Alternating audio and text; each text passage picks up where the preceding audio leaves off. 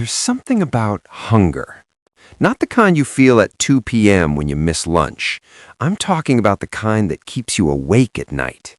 The kind that makes your stomach tight and your dreams even tighter. Kofi understood that kind of hunger. He grew up in a one-room apartment at the edge of a noisy street.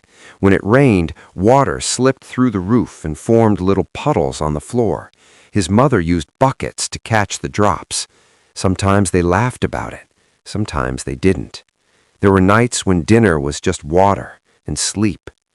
But every evening, no matter how empty his stomach felt, his feet were never empty. Because in that same street, between broken gutters and shouting neighbors, Kofi had a football. It wasn't new. It wasn't even round anymore. But to him, it was everything. At school, Kofi was invisible. Quiet boy, worn-out sandals, uniform slightly faded. Nobody expected much from him. But after school, that's when he became someone else. He would drop his bag, rush to the dusty open space behind their building, and juggle that ball like his life depended on it. Maybe it did. One evening, while the sky burned orange, someone was watching him. An old man. No one knew much about him. He always sat near the fence, quiet, observing. Kofi noticed him, but said nothing. The next day, the old man spoke. "You play like you're running from something." Kofi didn't answer, because he was.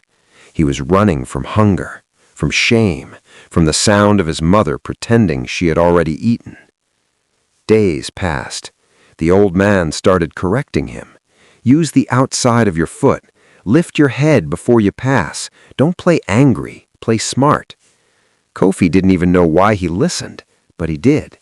And slowly, something changed. Then, one afternoon, a poster appeared at school. Open football trials. Scouts will be present. Kofi stared at it longer than anyone else.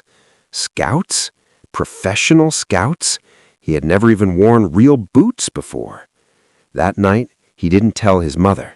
Not because he didn't trust her, but because he didn't trust hope. Trial day came.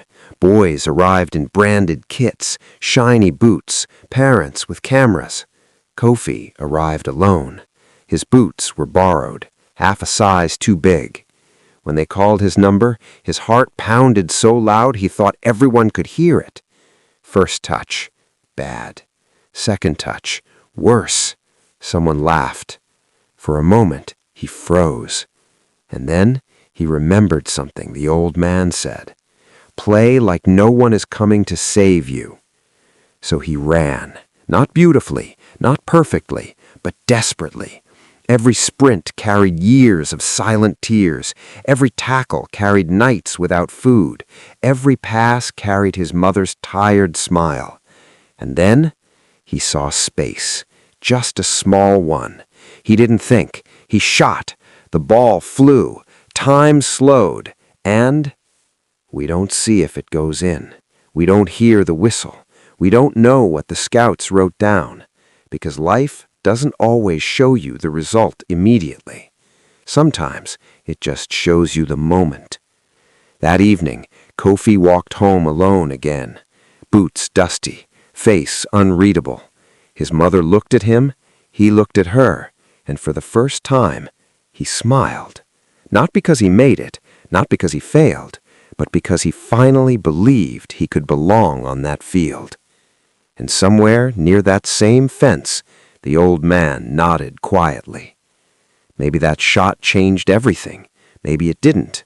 But one thing is certain. Kofi is not done running. And this might just be the beginning.